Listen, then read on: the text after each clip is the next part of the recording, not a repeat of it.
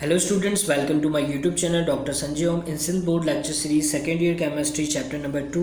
आज हम last topic isotopes of hydrogen को डिस्कस करेंगे, जिसमें हम हाइड्रोजन का इंट्रोडक्शन और आइसोटॉप्स के बारे में देखेंगे कि उसकी डिस्कवरी कब हुई, उसकी डेफिनेशन क्या है, और एट लास्ट हम आइसोटॉप्स ऑफ हाइड्रोजन की टाइप्स को डिस्कस करेंगे बारी बारी, और उनकी प्रॉपर्टीज़ और उनके दरमियान का कंपैरिजन भी देखेंगे, और ये भी देखेंगे कि जब ये सवाल आपसे एग्जाम्स में पूछा जाएगा तो आप इसे किस तरीके से लिख सकते हैं।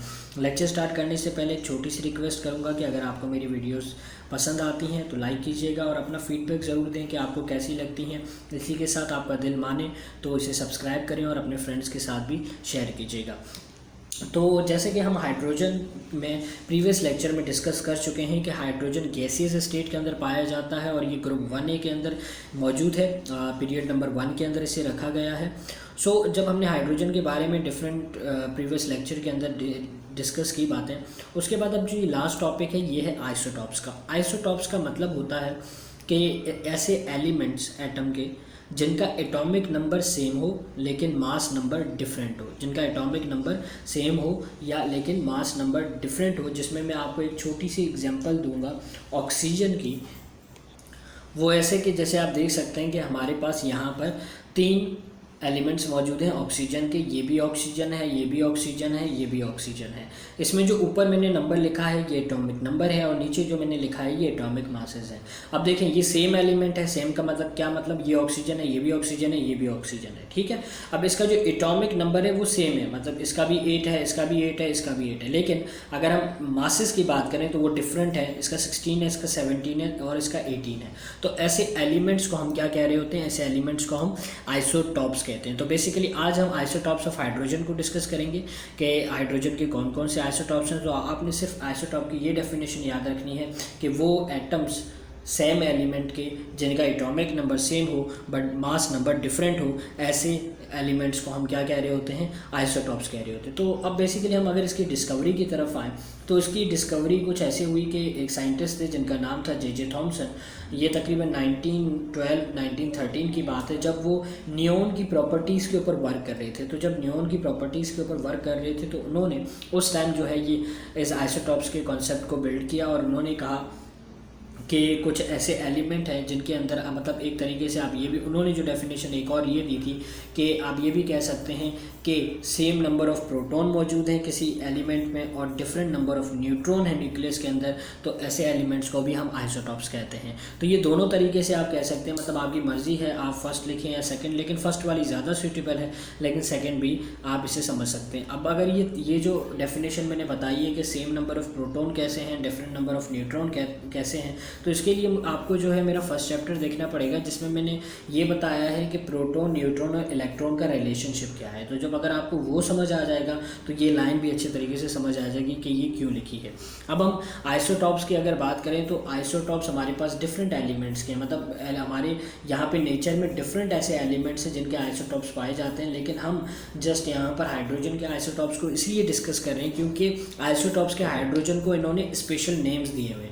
मतलब बाकी जितने भी हमारे पास एलिमेंट्स आते हैं उनको हमने कोई स्पेशल नेम्स नहीं दिए हुए, ठीक है। जैसे ये यहाँ पे देख लें, ये भी ऑक्सीजन है, ये भी ऑक्सीजन है, ये भी ऑक्सीजन है, ठीक है। इसको हमने कोई स्पेसिफिक नेम नहीं दिया हुआ। लेकिन अगर हम बात करें हाइड्रोजन की तो इनको एक स्पेसिफिक नेम्स दिए गए हैं। इस वजह से हम यहाँ पर आइसोटॉप्स ऑफ हाइड्रोजन को डिस्कस करेंगे। सो बेसिकली हमारे पास 3 टाइप्स ऑफ आइसोटॉप्स हैं हाइड्रोजन के, जिसमें number 1 is protium, number 2 is deuterium and number 3 is tritium.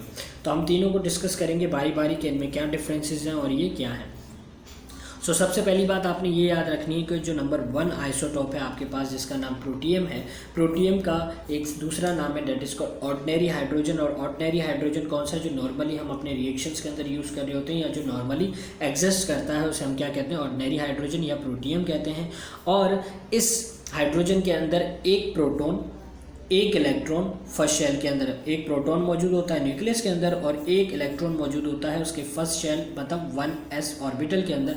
जैसा कि आप इसमें देख सकते हैं मैंने एक एटम बनाया है, एटम में ये देखें एक इलेक्ट्रॉन मौजूद है और न्यूक्लियस के अंदर जस्ट प्रोटॉन है और न्यूट्रॉन की क्वांटिटी क्या है, 0 है। तो ऐसे आइसोटॉप को आप प्रोटियम कहते हैं। और इसी वजह से यहाँ पे हाइड्रोजन में मैंने 1 ऊपर जो है ये 1 लिखा है और नीचे भी 1 लिखा है। ऊपर 1 इसलिए लिखा है क्योंकि प्रोटॉन की क्वांटिटी, और नीचे इसलिए लिखा है क्योंकि वो इलेक्ट्रॉन की क्वांटिटी है। इसी तरीके से यहाँ पर मैंने यही लिखा है कि 1 is equals to Z. Z का क्या मतलब होता है, एटॉमिक नंबर, मतलब इलेक्ट्रॉन की क्वांटिटी 1 है और इसका एटॉमिक मास जो है वो 1 है, क्योंकि इसके न्यूक्लियस के अंदर जस्ट प्रोटॉन है जिसकी क्वांटिटी 1 है। तो ये एटॉमिक मास ए से रिप्रेजेंट किया है, उसको 1 लिखा है।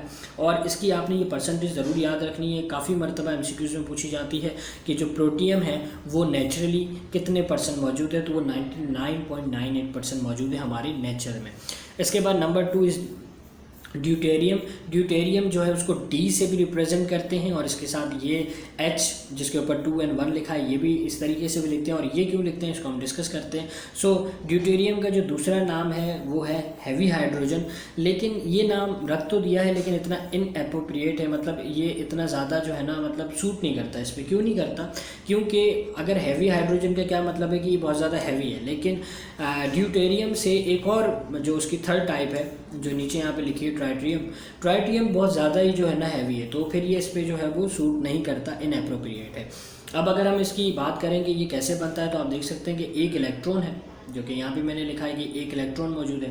इसके बाद इसका जो न्यूक्लियस है, इस न्यूक्लियस के अंदर एक प्रोटॉन और एक न्यूक्लियस मौजूद है। आपको पता है मास कैसे बनता है, मास किसी भी एटम का प्रोटॉन और न्यूट्रॉन की क्वांटिटी के कंबाइन होने से बनता है। तो एक प्रोटॉन एक न्यूट्रॉन, और मास कैसे बना, इन दोनों को कंबाइन किया तो एटॉमिक मास बन गया Z, जिसको A से रिप्रेजेंट किया, और इलेक्ट्रॉन 1 है तो इसका जो एटॉमिक नंबर है वो भी 1 है। और ये नेचुरली हमारे एनवायरनमेंट में 0.0156% मौजूद होता है। और अगर रेशो देखें तो रेशो इज़ 1:15,000 के बराबर इसका रेशो आता है। अब आपसे ये रेशो के पॉइंट ऑफ व्यू से भी एमसीक्यूज पूछा जा सकता है और परसेंटेज के फॉर्म्स में भी पूछा जा सकता है।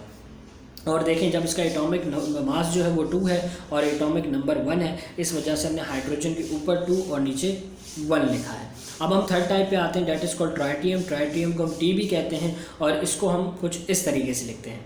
अब इस तरीके से क्यों लिखते हैं, क्योंकि इसमें भी जो इलेक्ट्रॉन है उसकी क्वांटिटी 1 होती है, लेकिन इसका जो न्यूक्लियस है उसमें प्रोटॉन तो एक होता है लेकिन न्यूट्रॉन की क्वांटिटी 2 होती है। तो जब 2 न्यूट्रॉन है और एक प्रोटॉन है, इन दोनों को मैंने कंबाइन किया तो बन गया इसका एटॉमिक मास। तो एटॉमिक मास मैंने लिख दिया 3, इस वजह से ऊपर आ गया 3, और इसके बाहर एक इलेक्ट्रॉन मौजूद है तो इसका एटॉमिक नंबर बन गया 1। तो एक प्रोटॉन 2 न्यूट्रॉन एक electron in the first shell, और ये इसके एटॉमिक नंबर एटॉमिक मासेज। और अगर इसकी बात करें नेचर में, तो नेचर में ये बहुत ही कम क्वांटिटी में पाया जाता है। देख लें मतलब 4 एक्सपोनेंट 10⁻⁻15, मतलब बहुत ही कम है, बहुत ही कम परसेंटेज में ये पाया जाता है। और बेसिकली ये आइसोटॉप रेडियो एक्टिव आइसोटॉप है। रेडियो एक्टिव आइसोटॉप का मतलब ये होता है कि वो आइसोटॉप जिनका एटॉमिक मास जब 82 से अबव होता है तो वो उनका जो न्यूक्लियस है वो बस्ट कर जाता है और उसके अंदर से डिफरेंट रेज निकलती हैं जिनको हम alpha beta and gamma rays कहते हैं। तो ऐसे तमाम एलिमेंट जिनके अंदर से alpha beta and gamma rays या रेडियो एक्टिव रेज निकलती हैं, ऐसे हम तमाम एटम्स को रेडियो एक्टिव एलिमेंट कहते हैं। और यहाँ पे जब हाइड्रोजन की बात हो रही है तो हमने इनको कहा है रेडियो एक्टिव हाइड्रोजन। और अगर हम इसके हाफ़ लाइफ की बात करें तो इसकी हाफ़ लाइफ होती है 12.5 ईयर। और इस हाफ़ लाइफ के ऊपर एक अलग से वीडियो है, काइंडली आप ज़रूर देखिएगा, क्योंकि बिल्कुल एक अलग कॉन्सेप्ट है। तो मैं इसमें लूँगा तो ये वीडियो थोड़ी सी लंबी हो जाएगी, तो हाफ़ लाइफ जो है वो आप वहाँ से ज़रूर देखिएगा। इसके अलावा एक शॉर्ट ट्रिक इन तीनों को कंपेरिजन का बता दूँ तो याद रखिएगा कि इन तीनों में जो नंबर ऑफ़ इलेक्ट्रॉन है वो कॉन्स्टेंट है, 1 1 1। नंबर ऑफ़ प्रोटॉन जो है वो भी कॉन्स्टेंट है, 1 1 1।